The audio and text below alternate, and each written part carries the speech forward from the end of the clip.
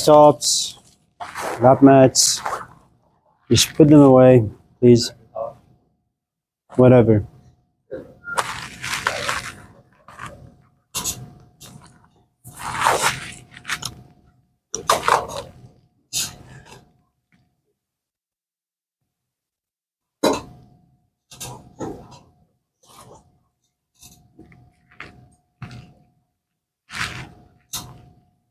Well, is there anything you guys want to talk about before we go home today?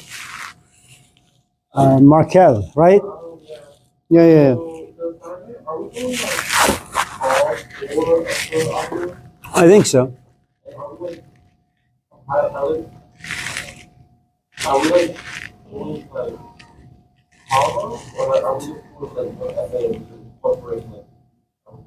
No, each audio records its own unique essay.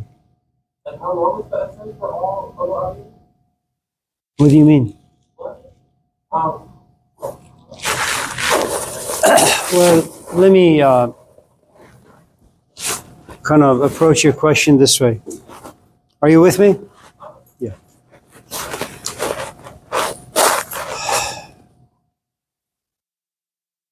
Have you ever gone out on a date?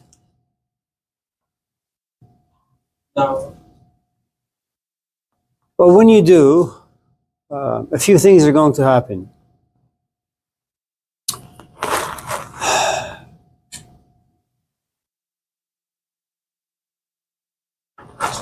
You get this person some coffee, you find a table, the both of you sit, you look at this person looks at you, and you have this strange feeling that you don't want to be there. So 5 minutes later, you pick up your phone and say, oh, it's my mom, I gotta go, it's an emergency. You just don't want to be there. The other scenario is you get some coffee, the two of you sit, it's not bad. But after about 25, 34, 36 minutes, you come to realize, well, you don't want to be there. Again, you pick up your phone and you say, oh, it's an emergency. Then you go out on a date with a different person, coffee, it's really good. An hour later, you look at this person and say, how about dinner? Okay. As you're having dinner, you realize that they're no good. Time passes, you go out on another date, you have coffee, then you have dinner, then you say, I really like them. Then you take them home.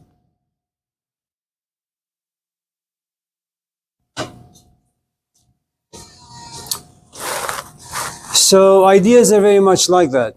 In other words, if you're asking me how many pages your essays should be, my answer is the following. Ideas are like dates. Maybe you're not ready for certain ideas. Maybe you are ready, but you're lazy. Maybe you don't have time. Maybe you really enjoy the ideas, but you're not very articulate. And so the more you enjoy an idea, the more time you're going to spend with it, which means the longer your essay is going to be. I think we're talking more on like format. Format, font, black. Size 12, color yellow, space none. Anyone else? Richard and then Isabel. Oh, I was going to say I can help them afterwards. For homework. Sure, thank you. Yeah. Why is I feel like from the answers that you've given in class, a lot of them are guided by like romance or relationships. Because Americans are emotional junkies. So it's the perhaps the easiest way to kind of communicate. Also, I think it's something that we can all relate to. You know.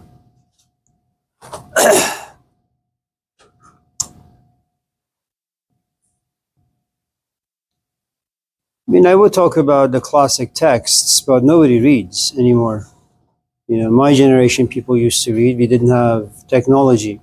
Now, everything is different. People don't really have much of a attention span anymore. I mean, yeah. So, yeah. Yeah. So, Personal favorite. yeah.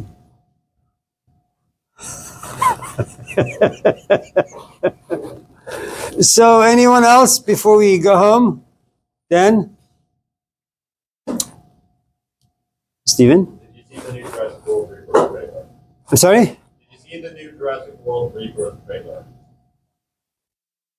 Good, it's really good. I will look into it. Thank you. Anyone else? Erica, yes.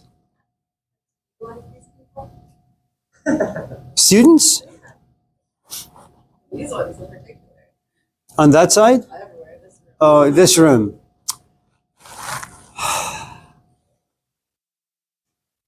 Are you talking about people or are you talking about students? Both sides of it. Well, no, there is. Okay, but Them as people, if you like them as students. as people, I enjoy them very much. As students, not very much. So you have to kind of look at it this way. Why do people go to school? Or does it have to? Not to learn. Job, money, stability, security, future. And so, just because you have the ability to enroll in a class, it doesn't mean you become a student of that particular field. It just means you're enrolled, that you take notes, you do the assignments for one simple reason. You want to pass in grade so you can graduate, hopefully get yourself to a 4-year school.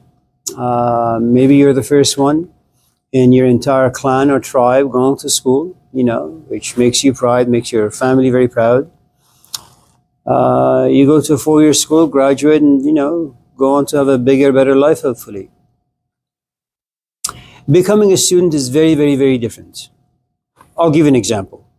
I know it's going to be to Isabel's profound dislike, but let me do it nevertheless. Forgive me, how old are you? Let's just say I'll be generous, 38. I was just joking. Come on. It's 9. It's Monday. It's 9 in the morning. So whatever. So it's you're 38, Erica, right? Let's just say, and this is America. You've been around. You've dated some people, and let's just categorize you as hetero. Okay, you like men.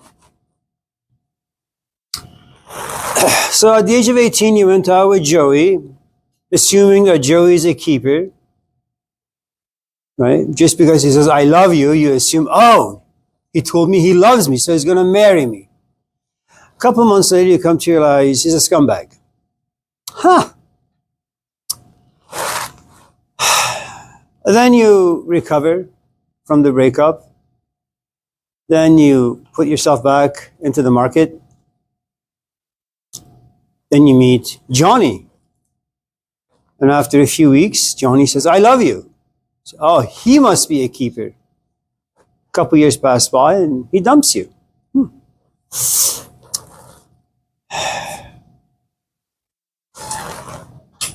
Hello. And so, at the age of 36, you eventually go out with a guy named Dan. He says, I love you. He takes out the trash. He gets you flowers for Valentine's, the ones he stole from the cemetery. Gets you a ring. Puts his name on the lease for your 2-bedroom. Now he is a man and he is a keeper. So just because you go out with men, it doesn't mean that they're keepers. They just, they come and they go like the wind. So, and then you have to ask yourself, well, what makes Dan Dan? I mean, there are all these options out there. Why did he choose me? Why does he say yes? Has he no fear? Is he going to run away? Well, he's got some character inside him. He's got some experience. He's been there. He's done that. He's come to realize that perhaps if there is a woman out there who can be perhaps the mother of his kids, stable emotionally, comes from a good background, good family, has a good head on her shoulder, that's a keeper. So it takes a long, long time to be able to create students. Just because you sign up for a class, it doesn't mean anything. And just because you're able to string words together, that doesn't mean anything. Remember, all people have a great amount of experience, but that doesn't mean anything. How well are you able to process the experience? All right, so you're not the only one who's got no father. You're not the only one whose mom is an addict. Okay? You can do therapy, that doesn't matter really. The point is, you're not the only one who's been orphaned by life. The question is, are you able to process the experience? Or are you just going to be walking around angry all the time, beating people up, if not physically, emotionally? It takes a long time to process anything the right way.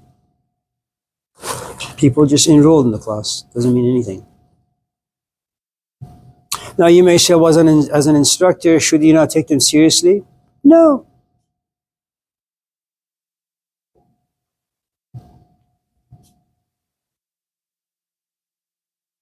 Do you have children? Are they young? You don't take them seriously. Yeah. There is nothing they seriously. They're stupid. I mean, not yours, I'm just saying kids in general. I mean, what the hell do they know about anything? Nothing. They like to eat, shit, play. That's all they're good for. The rest of it, you just gotta scream, take a shower, do your homework, don't hang out with those people. That's all. Good luck.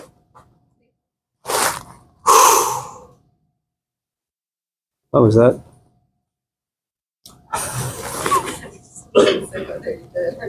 I'm sorry? I said, I don't know if you said you did or if you did or not. What? At the end. Like these people. Because you didn't say that I didn't.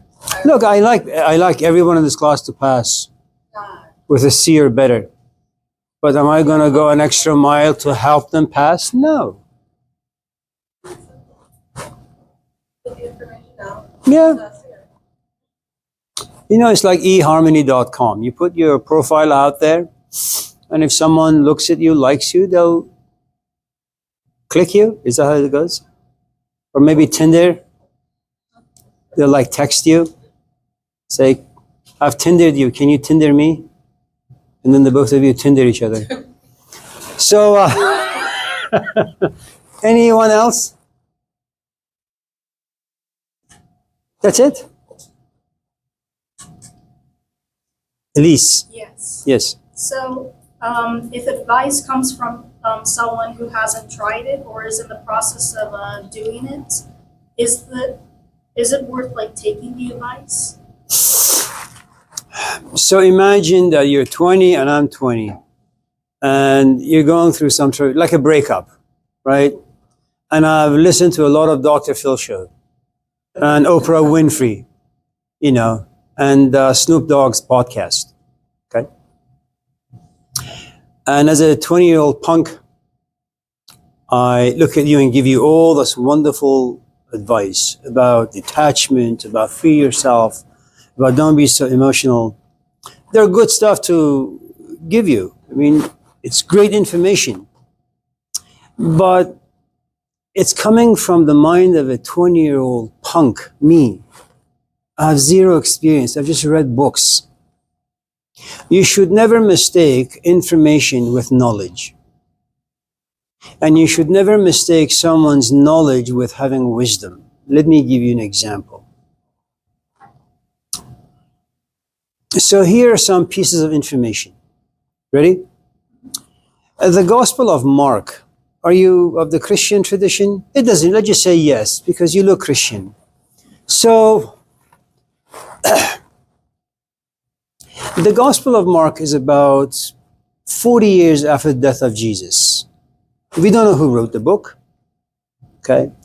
All we know is that when you read the book is that it doesn't talk about his childhood. You first encounter Jesus as an adult. He's a 30-year-old man. He doesn't say, I am life. He doesn't say, I am bread. He doesn't say, only through me. He doesn't say, I am the light. He doesn't say any of that stuff.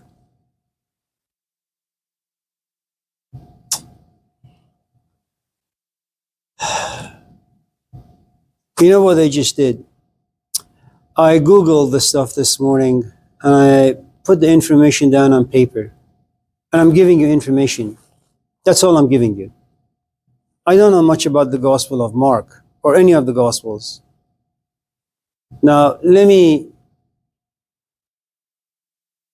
sew the information together, stitch them together, glue them together, make you a nice dish.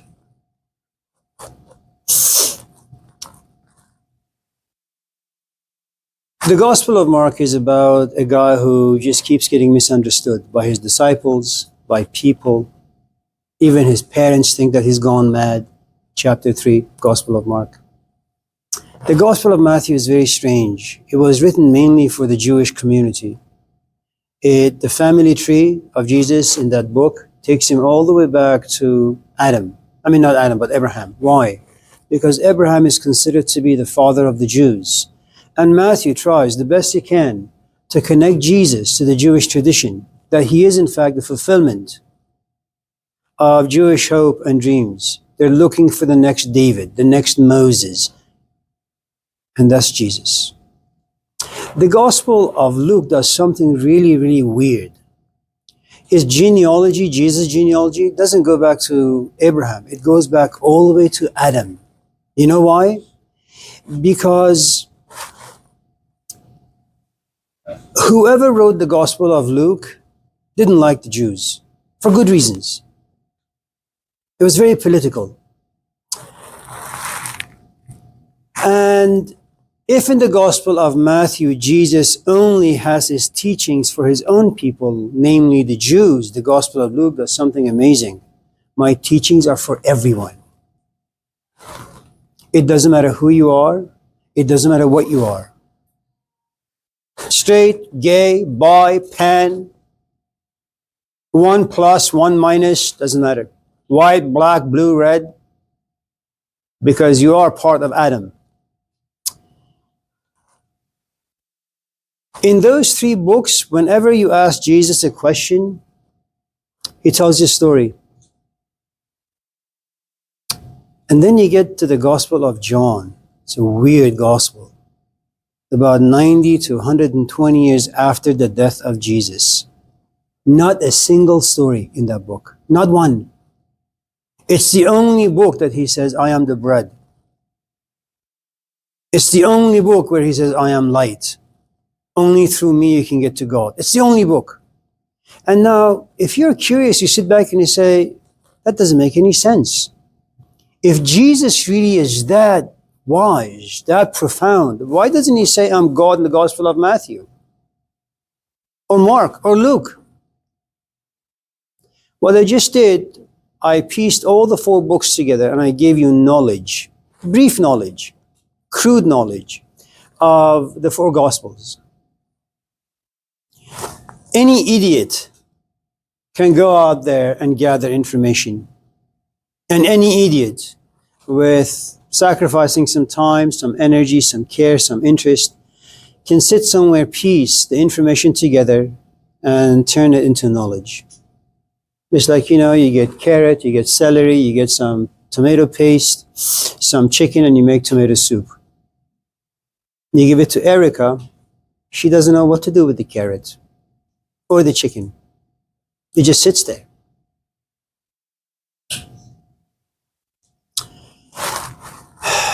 Wisdom is very, very different. The problem with wisdom is you can't read the Gospels again and again and again and walk away saying, I am wise. You could be knowledgeable, but not wise. So, it seems that wisdom is something that transcends your 5 senses. You can't see it, touch it, smell it, hear it, speak it. I don't know what it is. All I know is that human history has only created maybe a handful of people who were truly wise. Most often when they came forward, they got misunderstood and they were killed. But should any of you in this class, I suppose, care to go after this quest for wisdom, you have to come to a place where you realize that your information is useless, your knowledge is useless, Now you have nothing. You sit there. When someone asks you who you are, you say, I don't really know. Oh, do you go to school? Yeah. Are you educated? No, not really. Do you know anything about anything? No, I'm stupid. And then you kind of like a divorce, you know. Have you ever been divorced? I have, like 7 times. And each time you go through a divorce, you kind of go into this dark place and you sit there for a long, long time. Because every relationship contains so much hope and so much fantasy, so many dreams. And you want it to be happy, you want it to be prosperous, but it doesn't work out too well. And so not only is your physical life crushed, but emotionally you're devastated. Intellectually you have no idea where to go, what to do. Everything is a mess. If you survive it, if you don't get depressed and then chronically depressed, if you don't turn to drugs and alcohol as your salvation, then maybe if you're lucky, the outcome is some piece of insight or wisdom that you can share with other people. The point I'm trying to make ultimately is, just because someone gives you a piece of advice, it doesn't mean anything. Even if Jesus Christ was to come down and give you a piece of advice, that itself doesn't mean anything unless you know how to process it. And what I can tell you is the following. If the stories are true that Jesus actually lived and he actually had 12 disciples, all the 12 disciples betrayed him. So even if you're walking with a wise person, you're breaking bread with them, sleeping with them, it doesn't really matter. It's non-transferable.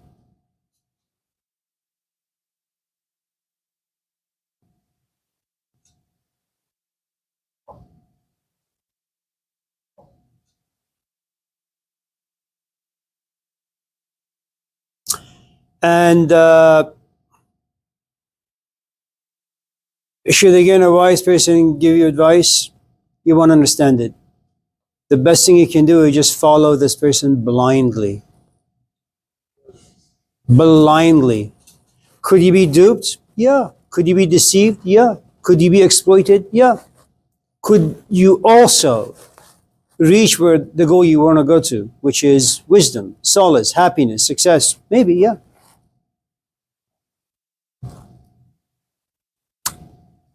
Blind faith.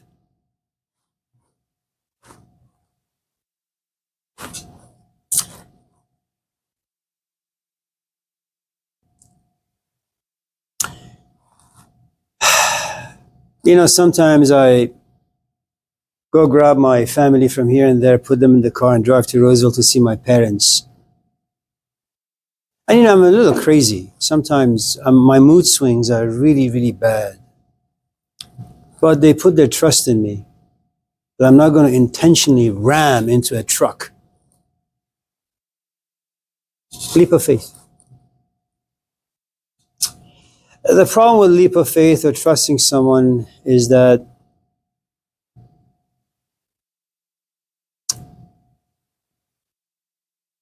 you have to overcome your own feelings. You have to overcome your own rationality. Well, this is not right. Why am I being asked to give money? You just do it. Just give your money away. Leap of faith. Again, could you be duped? Yeah.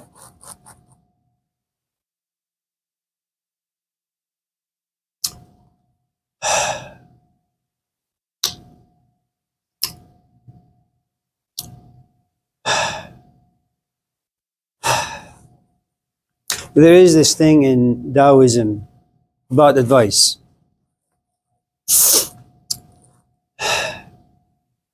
Let's say you come to my office and you say,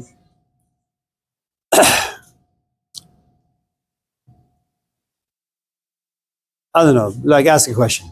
Do you think blind faith is important to somebody without faith? Okay. That could be like the question that, for your example. Yeah, it's a good question, but let me just relate it to Elise, sorry. You have such a difficult name.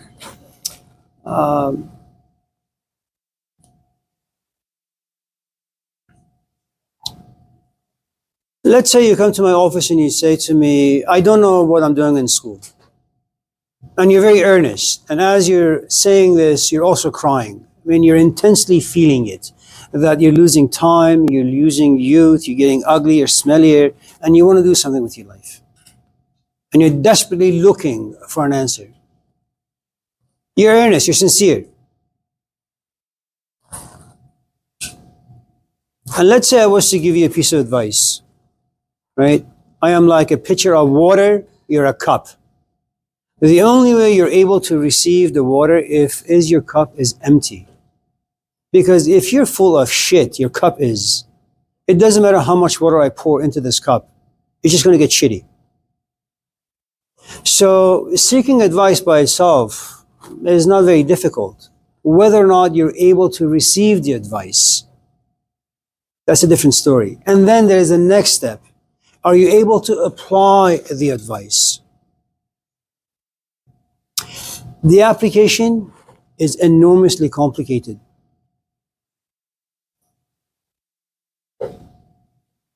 Do you like me?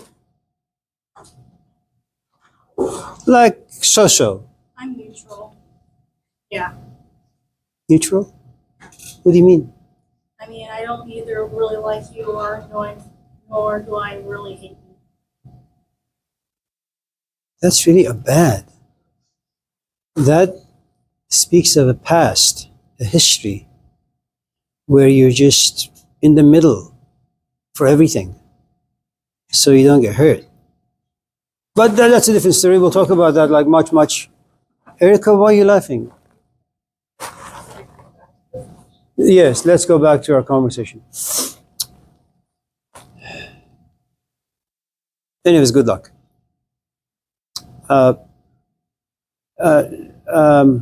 Danielle? Yeah,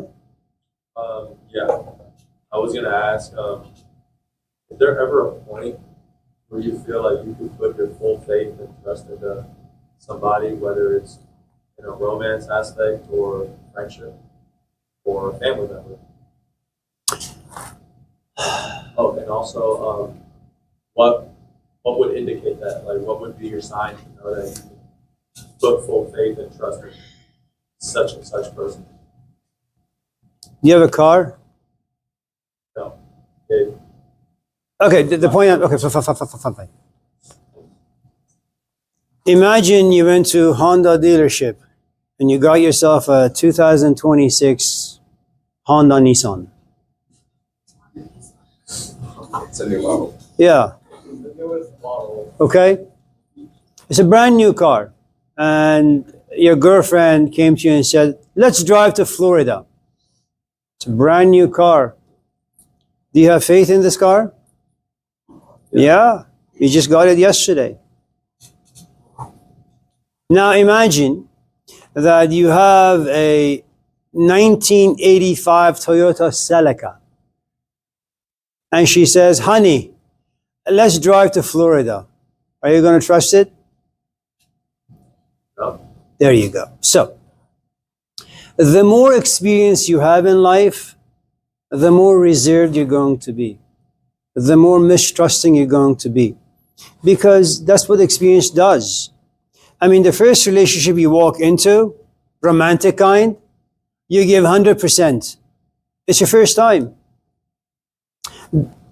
The second romantic relationship you enter into, you give 70%.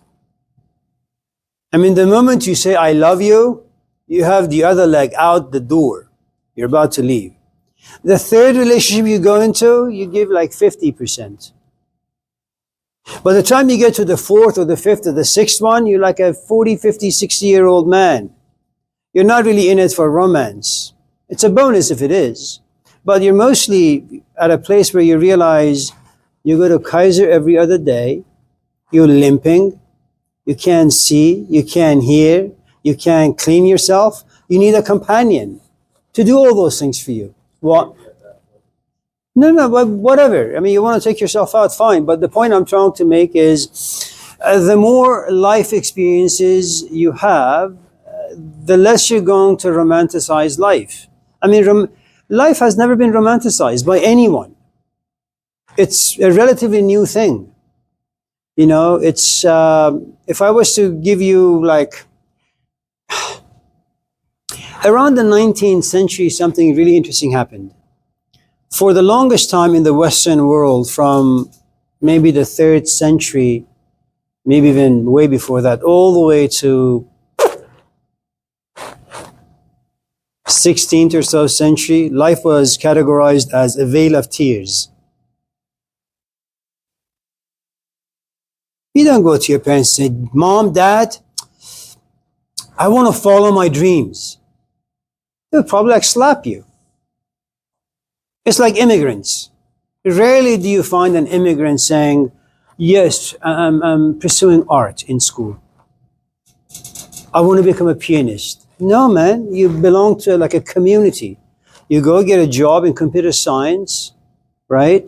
You get a job, you make money, and you then share your wealth with your brother, your sister, your mom, your dad, with your neighbors. That's what you do. You don't romanticize life, and you don't romanticize your future, because you've come to realize life is tough. Okay? So what happened around the 19th century is cities morph from tiny villages into big cities like this, Oakland. You ever been to New York? Yeah. My nephew lived on the street called McDougal. It's like the France of New York, I suppose. The lights are on all the time. It's busy all the time. It's a beautiful place. You don't even need to go to Europe. Just go to New York and just walk that particular city, you know, and that particular street for like hours, days, weeks, months. You never grow tired of it. And you know what happens when you begin to live in a city that advertises all sorts of things? Buy into it? Well, in your village, you only have 2 pieces of advertisement. You get married, you have children, you help your parents out. That's it. When you go to New York, you should find a job that is an extension of your soul. You should also find a companion that's an extension of your soul. You should also do yoga. You should also be diverse in thinking and being. And all of a sudden, what the city life promised all of us is that you can actually find paradise down here. You don't need to wait to die to enter the God's domain. City life can make you happy. That wasn't the case for us for many, many thousands of years. Life was just tough. Only the rich, very, very, very rich, could romanticize life. You and I can't. So when you talk about, I don't know what you were talking about, but romanticizing anything is the stage of a person who just doesn't know anything from anything. Just don't hang out with them. They will ruin your life.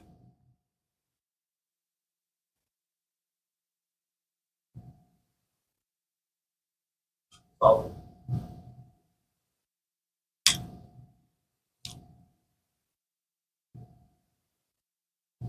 Can I ask you? You know, if you're an immigrant, especially nowadays, you should be very, very, very, very, very cautious. You know why I say that? Because 30 years ago, my hands were cuffed. Anything could happen at any time. My Huh? father is an immigrant today. Any day. I know about that. Yeah. So I'm not going to romanticize, oh yeah, go out there, have a good time with life. No. Life has only one function.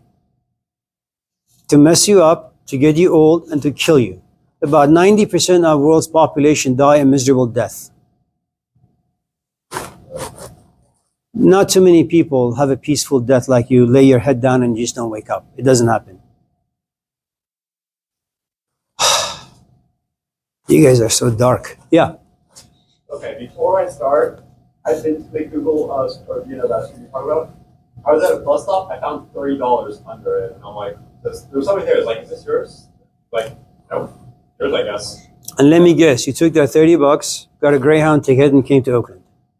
No. Nope. But okay, I did have a question. Sure. And I did ask it before. I'm going to rephrase it. Okay. Do you think blind faith in a religion is worse than having no faith in a religion? Or do you think having no religion is worse than having blind faith unique religion. Okay. So I'll give it to you this way. Imagine that the moment you were born and you opened your eyes, you saw me. Okay? And you're now a 25-year-old young man. Okay. And let's say that I am sick and I need a blood transfusion. And you go to my doctor and you say, well, you know, I'm his blood. This is my dad. Okay? And then he breaks the news to you that you were in fact adopted. Even though I'm dying, you come to my bedside and you begin to scream and shout and yell that you lied to me, you deceived me, A, B, C, D. Your faith is gone now. So when you talk about whether or not it's good to have blind faith, there's a history behind that. For many, many, many thousands of years or millions of years, they have found these cave paintings in France, in Spain, I've seen the ones in France. where those who specialize in these particular works of art argue that the paintings have religious meanings to them. And we're talking about 50,000 years ago. We're talking about a time before Judaism, Islam, Christianity, Hinduism, Buddhism, Shintoism, Confucianism, all these isms. And yet people believed in something. Even when they examined the tombs or the burial sites of Neanderthals, they came to realize that, well, when you bury someone, you place before them weapons or tools. Why? Because they're going to come back to life in the hereafter.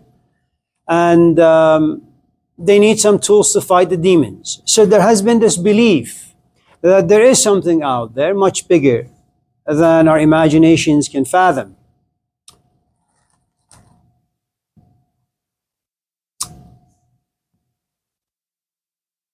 When you become a bit more autonomous, independent, I don't know if you remember whenever you want to cross the street or ride your bike, you looked at your dad and your mom and you said, come, put me on the bike and hold the seat so I don't fall. Now, is it true that your dad could have let go of the bike at any time? Yeah, but you loved your dad, and that love creates faith.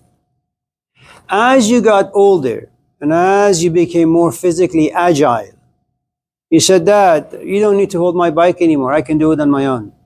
So the more technologically advanced a society gets, the less you need faith, because you can do things on your own.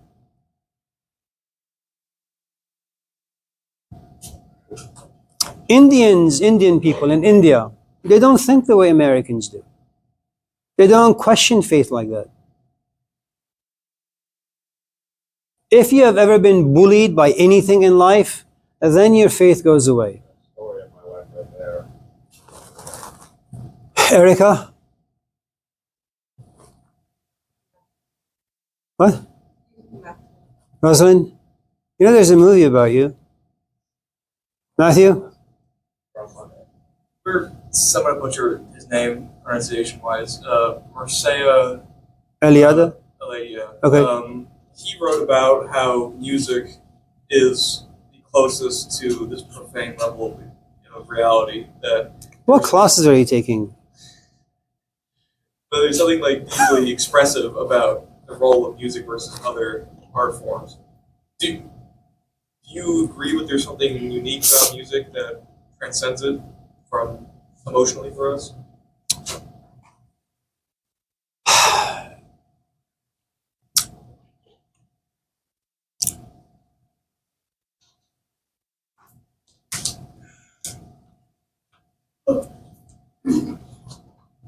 Majesty, how are you?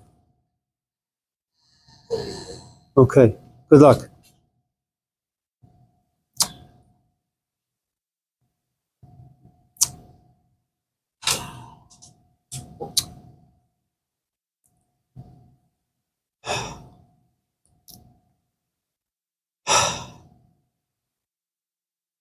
You know,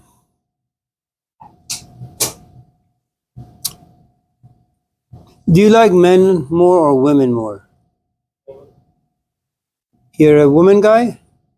Yeah. Okay. Surprise you. No.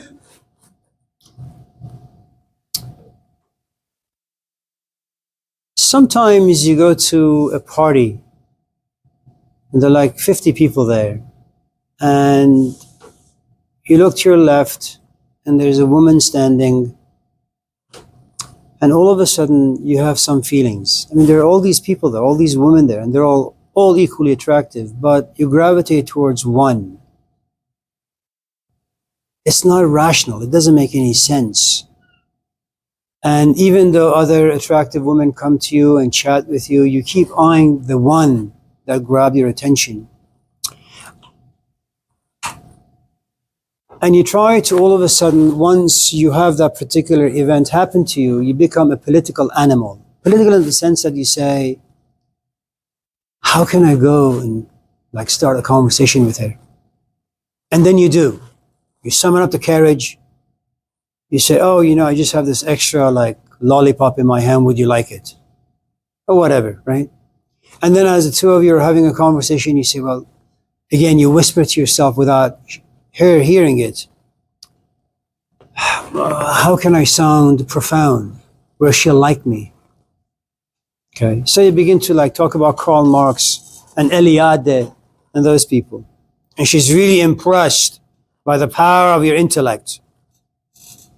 They say, well, the party's about to end or this bar is about to close. I desperately need to get her number. But how do I do that? Now, that's another political maneuvering on your part. So, well, it was so wonderful to see you and meet you. Listen, if it's okay, give me your number. I'll call you like tomorrow or the day after and we can hang out.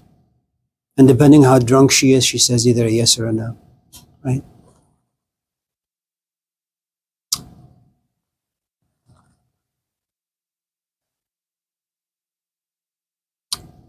I don't like Michael Jackson, but you don't care about us? That music is powerful.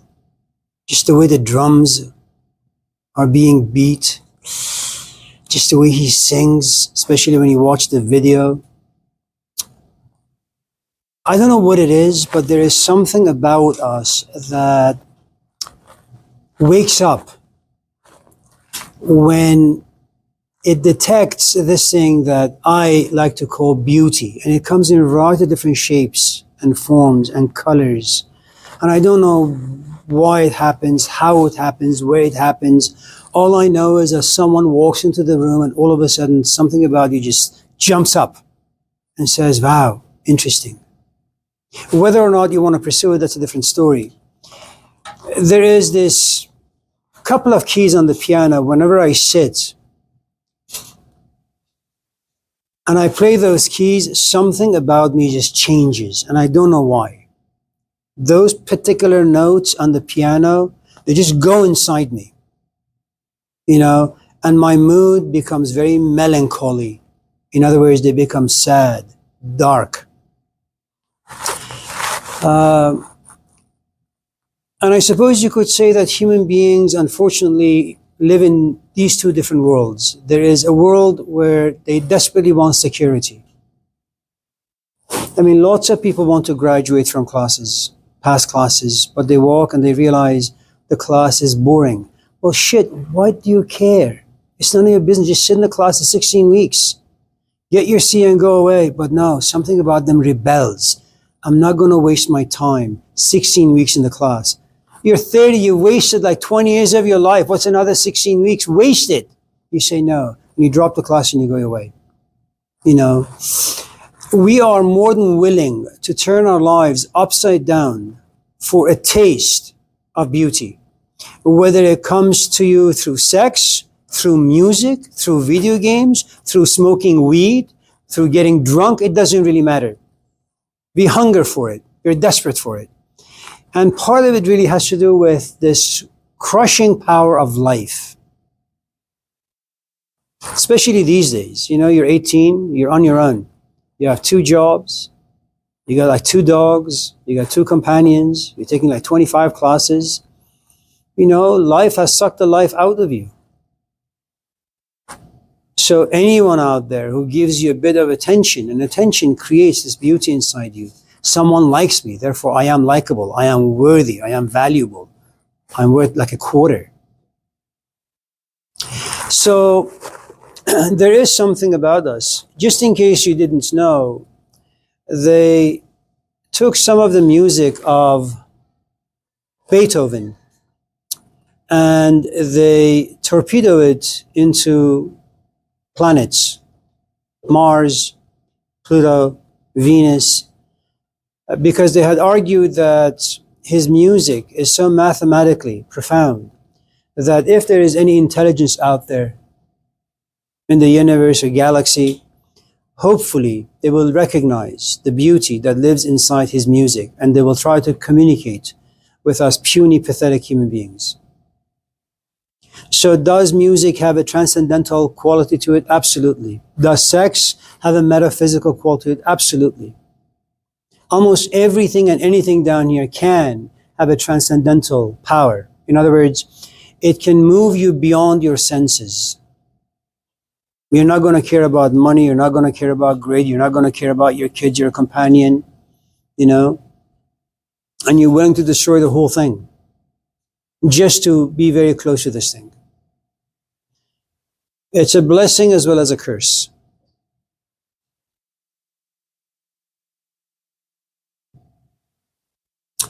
Now, there is a book that some of you in this class may be interested. It's by a student of Sigmund Freud's, the Austrian psychologist. It's called The Cry for Myth. And when you're talking about anything that transcends the physical human aspect of life, you're talking about entering a mythical world. If that's a little too complex, let me give it to you this way. Imagine you fall in love. Do you not fantasize about holding her hands? Of course you do. I mean, what's a hand? Skin, meat, bones, running blood. It's just a piece of meat. You've held a lot of hands. They're just hands. But not this one. It has become mythical. After you hold someone's hands and you're saturated by that desire, what happens to you next? Lips. Now you begin to fantasize. That's a myth. For many, many thousands of years, the only way that our lives would be governed were through myths. I don't know if Jesus Christ actually lived. He actually had a historical figure. I don't know. There's a lot of doubts about that. But as the story goes, it's a beautiful story. A man finding life to be miserable, walking away,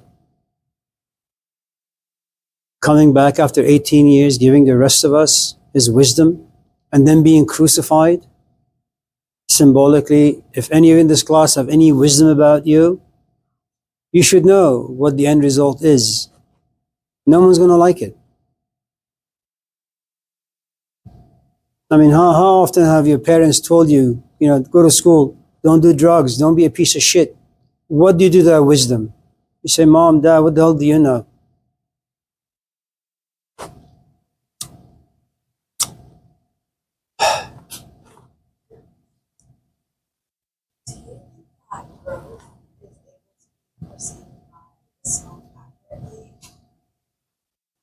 So there are, Erica, how are you doing? Yeah, what can we say, really? So when you talk about growth, you have to, I would put things on the board, but I don't really want to, because that's like, Assalamu alaikum wa rahmatullahi wa barakatuh. So there are two different and distinct forms of growth. The first is what we call horizontal. Let me give you an example. My parents have sex. 2 minutes later, I come out. My biology knows exactly what it needs. I give it some food, some water, some sun. I am 2 feet. All of a sudden, I grow to be 3, then 4, then 5, then 6. Then I'm able to walk, run, sprint. I figure out the politics of life. I become clever, cunning. That's the way I survive. All of us in this class. through cleverness and cunningness. Not honesty, cleverness and cunningness. Not honesty, cleverness and cunningness. You cheat. If you want to live life, you cheat life. I got lots of students who don't show up like for months. Oh, I'm so sorry, my dog died and I was in such a grieving mode. I couldn't get myself out. And then you Instagram them. They've been partying for the past like 5 months. Okay? So, you don't need to do anything for that. In other words, your horizontal life, this way, you need nothing to do. Life will tell you the steps you need to take. You want to graduate from school, go see a counselor. They're like robots. They tell you exactly what steps you need to take. Then there is another life called the vertical. Vertical. Vertical.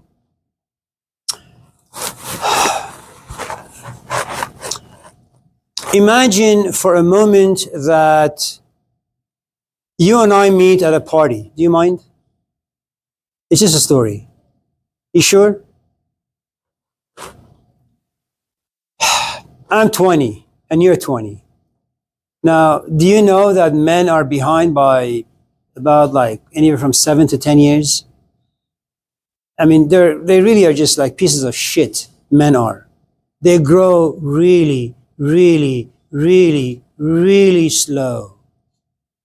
So if you're going out with a man who's 30, he's actually like 15. If you're lucky. This day and age, it's like 5. Okay.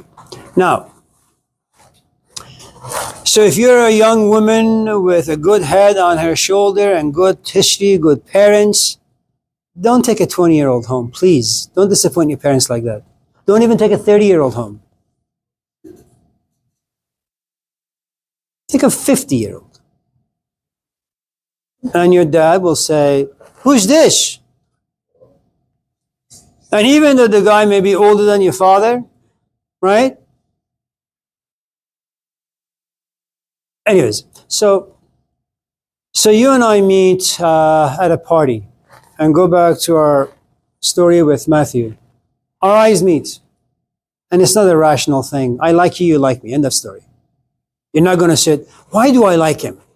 Is it his hair? Is it his eyes? Is it his beard? No, you say, I like him. And then again, going back to the story, I come your way, you come my way, and we start having a conversation. I take down your phone number, you call me, and we go out, we hang out, and we're like in a bona fide relationship. 4 years. What is the foundation of this relationship? Feelings. Did you have to work to bring those feelings to life? No. They happened automatically, organically. That's the sort of animals that we are, right? Now, what happens in a relationship that's 5 years old? Lots of stories. We're like super glued. We've gone on trips together. We've had sex together. No kids just yet, okay? No kids. I've met your parents. You've met my parents. We spend a lot of wonderful times together. And once in a while, we sit and talk about having children, buying a house, buying a car, a couple of cats, goats, dogs, right? So what lives in our relationship is a future. 10 years from now, we'll have a house. We'll live in Snakewood in Montclair, woodsy area, right? Then you come home. And you say, what's that? I'm hearing something. What is that noise?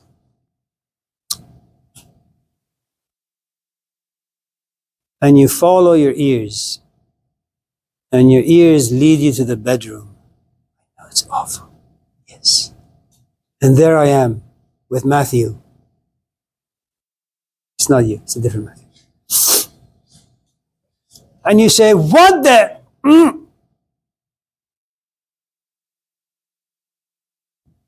What have you lost?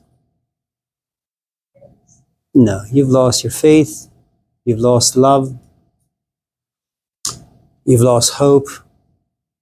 You've lost your future. You've lost having children with me. You've lost everything.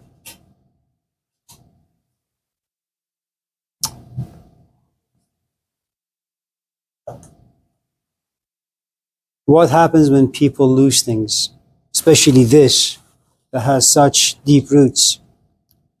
Every loss comes with a good amount of grief. Grief means sadness. It's like hearing that your mom died. You sit somewhere and you cry and you cry and you cry. And your friends call, you don't pick up, you don't give a shit about anything. Something about you has just died. Recovery period, no one knows. Destination, unknown. Your future, uncertain.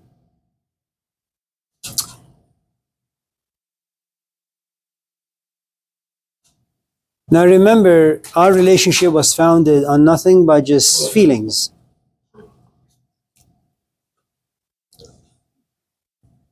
Now you sit. Let's say recovery period is over, you're now 28. Your parents say, honey, when are you going to get married? We found some guys for you. You should check them out. Before you go out on dates, you have put down all these questions you want to ask your dates.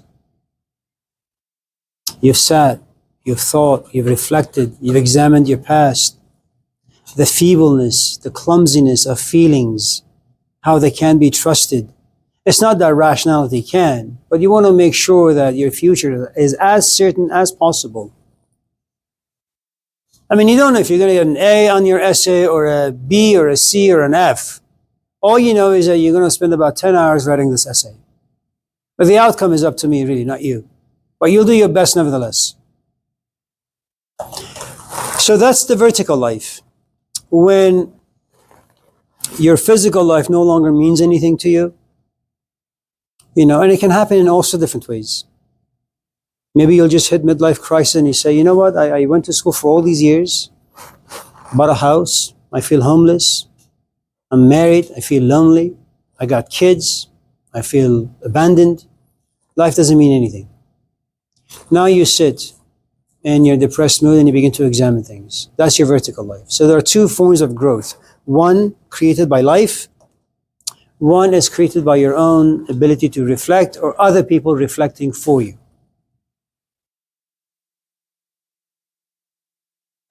The vertical growth is nearly impossible because you have too much life inside you. And for the vertical, like the Jesus life, let's just say a life of Socrates, to enter into you, your physical life needs to go away.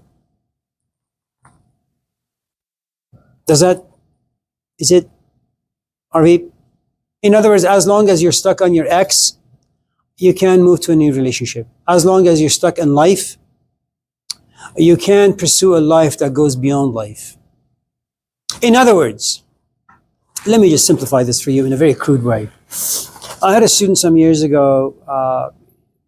He was here for a number of years and he transferred to San Francisco State. One day he comes to my office and he's just like bawling, he's crying. What the hell is going on? I've met this girl. Okay. I want to have like a healthy relationship with her. Okay, so have one. I can't. Why? I've been watching porn since I was 13. I don't know how else to look at women except as an object to be had and tossed. He can't have a relationship as long as porn lives inside him. He's addicted. Now, all of us are addicted to certain aspects of life. If you want a different kind of a life, those addictions need to be removed. If you're still stuck on the fact that your father did A, B, C, D to you, whatever you touch from now until the time you die, they're going to turn into ash. You're not going to go anywhere. You will destroy everything. Is it anyone else? How do you retain worth as you age? I'm sorry, say again? How do you retain worth, like self-value as you age, when everything else is okay?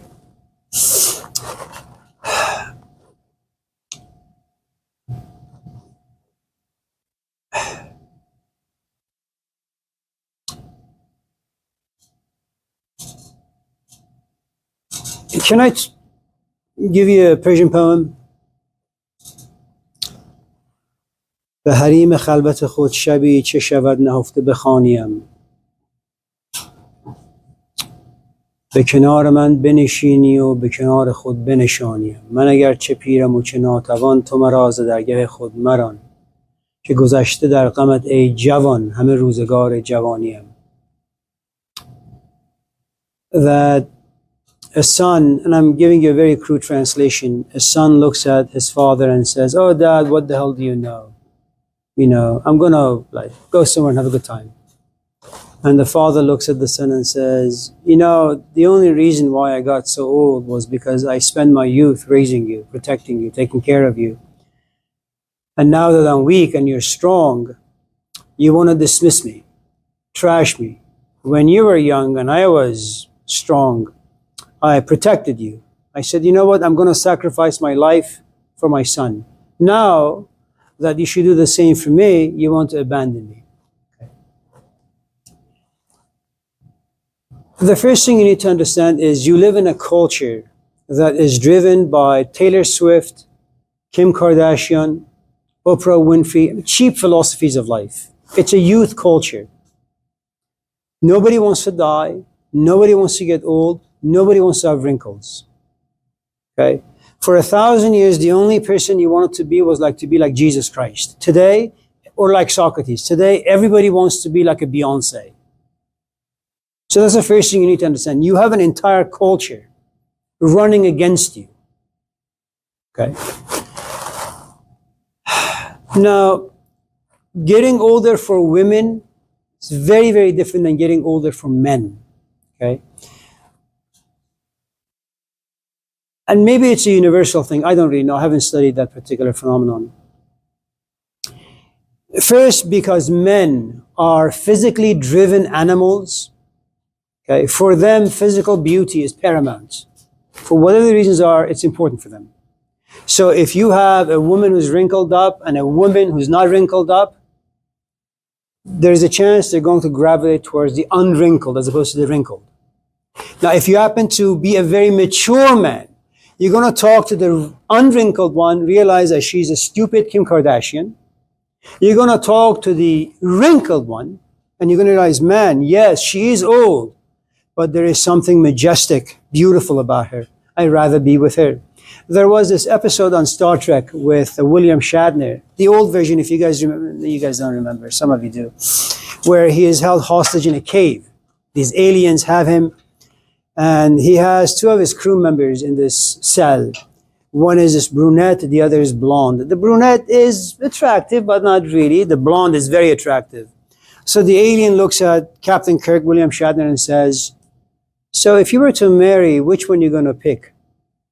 And William Shatner, and they're both there, the women. He hesitates, and the alien looks at him and says, "We can read minds. The people on our planet can read minds, and I know exactly what you're thinking. You're going to look at the blonde. You're going to take the blonde, even though you know that she's stupid. Because human beings are usually guided by what they see and what they hear. You know, you want beautiful kids. The brunette is not going to bear beautiful children, but the blonde is." So there is something about our organism that desires beauty. The less mature you are, the more physical beauty you're going to gravitate towards. The more mature you are, you're going to care less. It's still important, but you're going to care less for the physical. When I go home, go to the parking lot to drive home, when I see an 18-year-old driving a brand new car, it's so disappointing. I want to see 18-year-olds like driving a beat-up car, so they can work really, really hard. They can save money, so they can buy themselves a brand new car when they're like 30 or 40. And by then they know the value of things. Not when you're 18 and you're a punk. You know, but this day and age, the story is very different. The more mature you're on the inside, the more selective you're going to be. If you happen to be young, and you happen to have a good amount of depth inside you, you want to hang around with young people only to realize, well, young people are stupid. But you can't take home a man in his 40s to your parents. Your mom will probably have a heart attack. And you say, Mom, he is the only guy I can actually have a conversation with. Says, yeah, but he's like older than your father. So, it's a great question. It's a little late in the day. What time is it? So what time are we done? What time is it now? So we have time.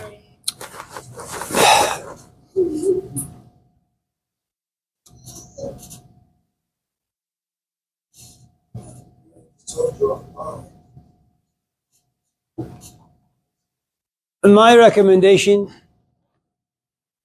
when you take classes, if you find anyone who thinks well and has some relatively mature feelings behind those ideas, have no shame.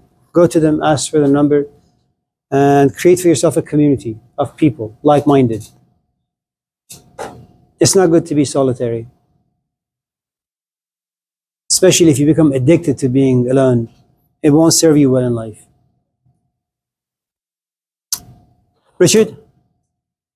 Matthew? Junior, is it? No. John.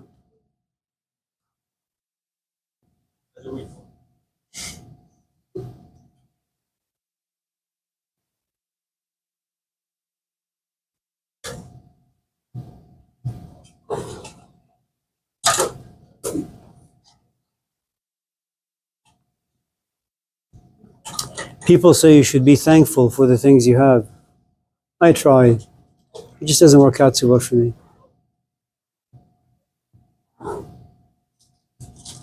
Anyone else?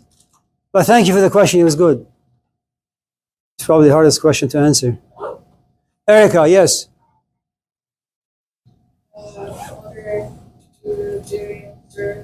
Oh, anyone else? Yeah. Do you think introspection is art?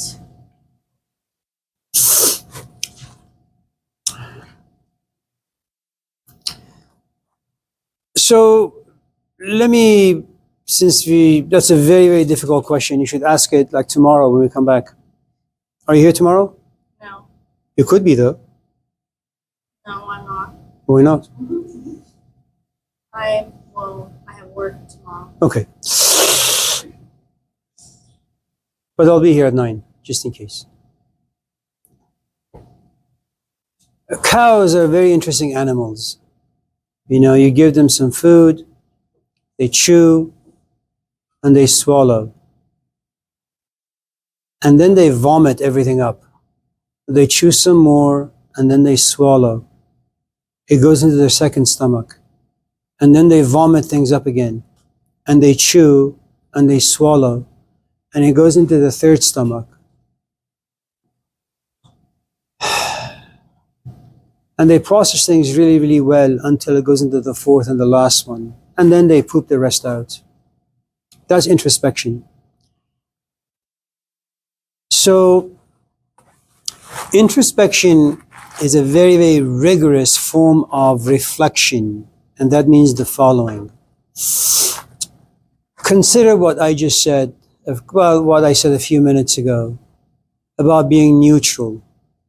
I neither like you nor do I hate you. Okay? And I was just being flippant, I was just joking. But imagine for a moment that it was actually true. That you're only neutral because you've learned not to become emotionally engaged or attached to anything as a way to preserve and protect yourself from getting hurt. You don't like pain. None of us do. So this is how you do it. Okay? So you're always in the middle. Imagine if you were to introspect that. What you do is you take that piece of information in, and then you also take in your own history. And you have to open both of them up. And when you open up your history, you're going to look at stories perhaps you don't want to look at. And you're going to have feelings you don't want to have. But because you're very, very much in the business of caring for yourself and you want to regain your health, retrieve all the things that have been lost to you because life took them away. You say, no, you know what, despite all the pain, all the hurt, I'm just going to rigorously examine it. And you go through like a cow, piece by piece. You open, you look, you feel, you have fits of anger, you get depressed, but you go at it again until things are processed. You understand, and you walk away. Introspection. You internalize something. It's about you. You know, it's the idea that if you want to follow me, carry the cross, find the cross and carry it. Well, what the hell is the cross really? If you want to really internalize the cross, well, read the life story of Jesus or anyone that you worship.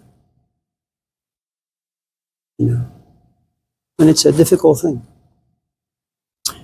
You need to be profoundly detached from allowing yourself to react like a little kid.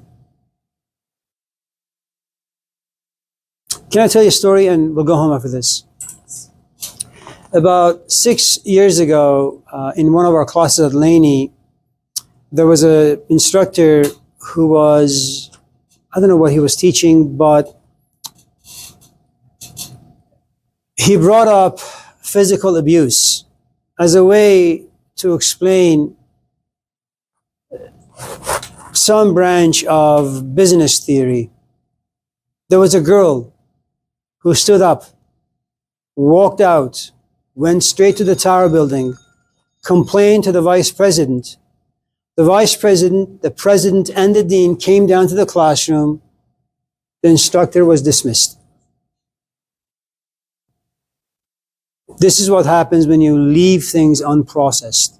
You have lots of trigger points inside, and every time those buttons are pushed, you just go nuts. You make a mess for yourself and other people. You know, like Trump. So, it's good to see all of you. Have a nice weekend.